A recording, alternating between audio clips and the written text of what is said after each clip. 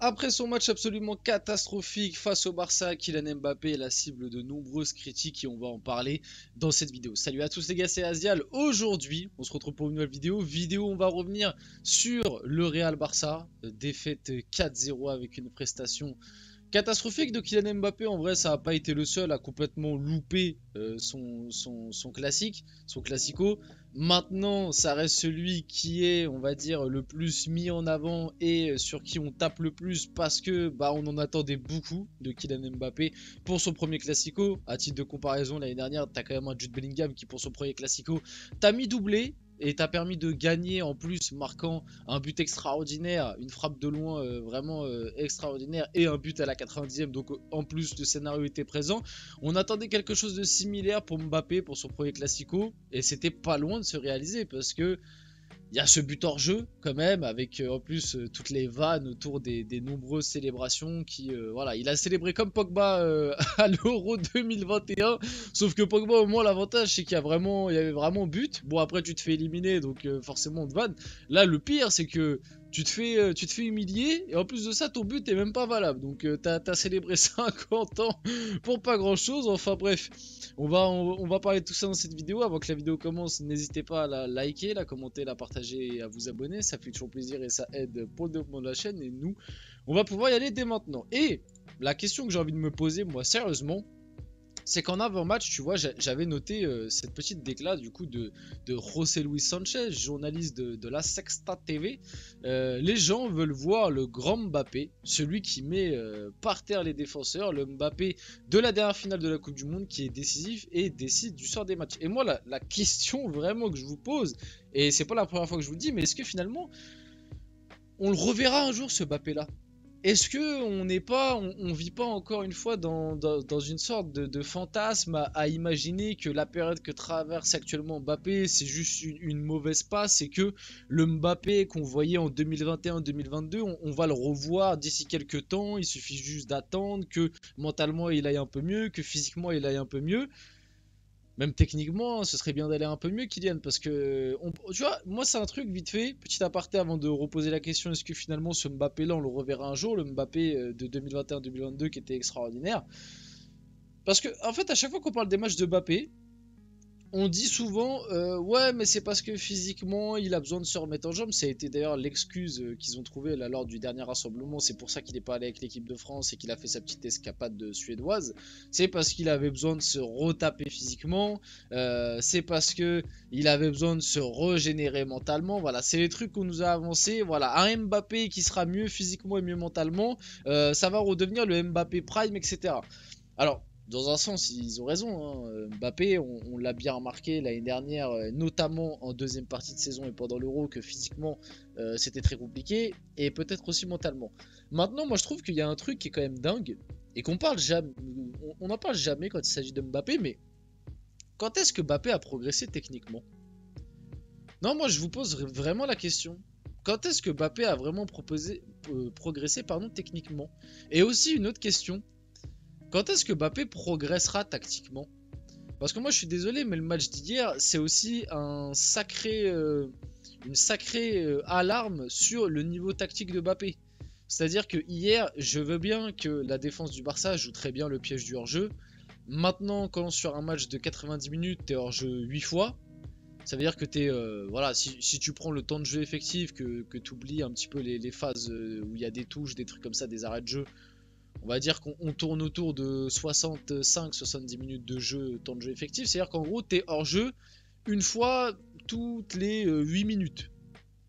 Est-ce que t'as pas des questions à te poser sur ta façon de te placer, ta façon de faire des appels, tactiquement, ce que tu dois faire à certains moments, le pressing? Parce que Mbappé, bon voilà, on le sait, défensivement, c'est un joueur qui ne sert à rien, hein, voilà, c'est comme si tu jouais avec un plot. Mais même quand il essaye, parce que si je dois être honnête, depuis le début de saison là du côté du Real, il y a des moments où il essaye, même si je trouve que les supporters du Real en font un peu trop là-dessus. T'as l'impression que Mbappé c'est devenu je sais pas qui et qui tacle dans la boue, c'est devenu Ugarte.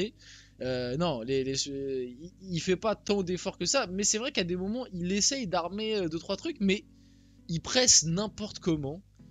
Il se déplace globalement pas très bien, en tout cas dans un rôle de numéro 9. comme il est depuis Là, je parle vraiment depuis le début de saison avec le Real Madrid. Donc, dans son rôle de numéro 9, ses appels là face au Barça, c'était un sketch. Mais vraiment, il y a des phases de jeu où tu te dis, mais un joueur de national, il fait un meilleur appel pour pas être hors jeu que ce que vient de faire Mbappé là. Tu vois, sans vraiment abuser. Moi, je pense notamment à l'action où Vinicius, en gros, il prend la balle, il avance. Et en gros, il fixe le défenseur du Barça, je crois que c'était Koundé. Et il y a Mbappé sur la gauche qui est tout seul. Et Mbappé, plutôt que de voir qu'il est hors jeu et de juste faire un petit pas d'ajustement pour revenir derrière et que Vinicius puisse le lancer et que derrière il puisse faire sa course, non, Mbappé, il court comme un gogol à la même hauteur que Vinicius et il se rend pas compte qu'en fait il est hors jeu et que Vinicius il peut pas lui faire la passe. Tu vois, ce style d'action là, ça montre bien que finalement, tactiquement, Mbappé est quand même très limité. Ou en tout cas pas à la hauteur de certains grands joueurs de foot. Et techniquement aussi. Moi je suis désolé, techniquement Mbappé, il a jamais progressé par rapport à ses débuts. Ce qu'il faisait au début de sa carrière et ce qu'il fait maintenant, c'est exactement la même chose sur le plan technique. Alors, ça reste malgré tout un joueur qui par rapport à la moyenne du football mondial est au-dessus techniquement. Mais dans les grands rendez-vous, face à des grands défenseurs dans des grands matchs, bah techniquement Mbappé n'est pas au-dessus des autres. Là hier Mbappé n'était pas au-dessus techniquement des autres. C'est pas normal pour un joueur qui veut avoir le standing qui est censé avoir le standing qu'il veut, c'est-à-dire être l'un des meilleurs joueurs du monde, etc. C'est pas normal que techniquement tu sois même pas supérieur au reste de tes coéquipiers et face aux joueurs du Barça qui pour la moitié c'est des mecs de 20 ans qui sortent de la Masia quoi. T'es moins fort techniquement qu'eux. Tu vois ce que je veux te dire? Il y a des choses vraiment à se poser sur l'évolution de Mbappé. Finalement, est-ce que Mbappé a réellement progressé depuis le début de sa carrière? Ou est-ce que c'est juste pas qu'en 2021... Enfin, il a un peu progressé quand même. Notamment sa finition. Tu vois, je fais mon devoir d'honnêteté. Sur la finition, il a clairement progressé. Mais après, sur le reste... Sur le jeu de passe, il a peut-être aussi progressé un peu. Mais... techniquement, sur tout ce qui va être contrôle, dribble, conduite de balle, je vois limite même une régression par rapport à avant. Physiquement, il y a une claire régression. Et du coup, pour en revenir au sujet de base, est-ce qu'on reverra un jour le Mbappé qui, comme écrit là, de la dernière finale de Coupe du Monde, qui met les défenseurs par terre et tout? J'ai de plus en plus de mal à le croire, quoi. C'est quoi finalement le vrai niveau de Mbappé? Est-ce que c'est le Mbappé qu'on a actuellement depuis 2 ans? Ou est-ce que c'est le Mbappé qu'on a eu en 2021-2022? Parce que finalement, c'est la même plage de temps. C'est-à-dire que là, Mbappé, la Coupe du Monde 2022, c'était il y a 2 ans. Ça fait 2 ans que Mbappé, le niveau, il marque, c'est bien. Mais le niveau est très très moyen par rapport aux top joueurs mondiaux, je parle. Finalement, sa période où il écrasait un petit peu le football en 2021-2022, bah, c'était 2 ans aussi, quoi. Donc là, il vient de passer 2 ans où il a écrasé le football et 2 ans où c'est un joueur, un bon joueur. Voilà, c'est un bon joueur, c'est un très bon joueur, allez. Mais c'est pas un top joueur, c'est un très bon joueur depuis 2 ans.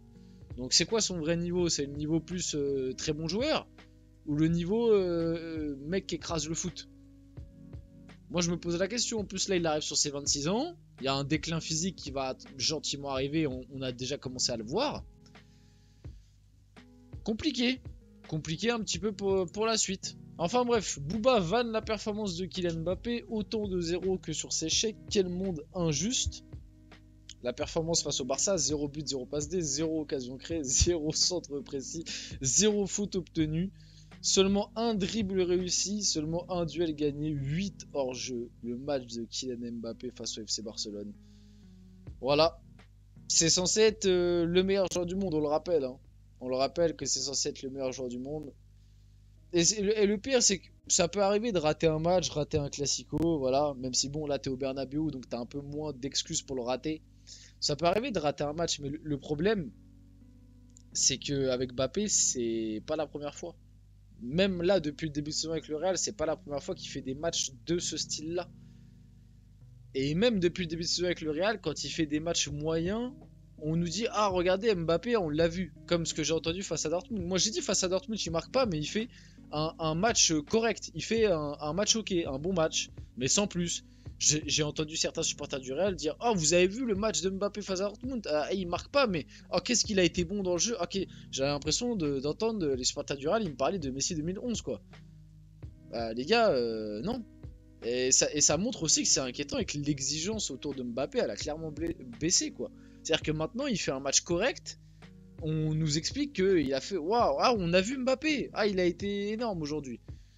Alors qu'il fait juste un match correct, quoi. Si Vinicius fait ce match, on n'en parle pas, quoi.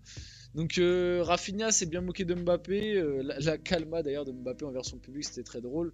Le Real Madrid cible Alexander-Arnold qui sera en fin de contrat avec Liverpool été 2025.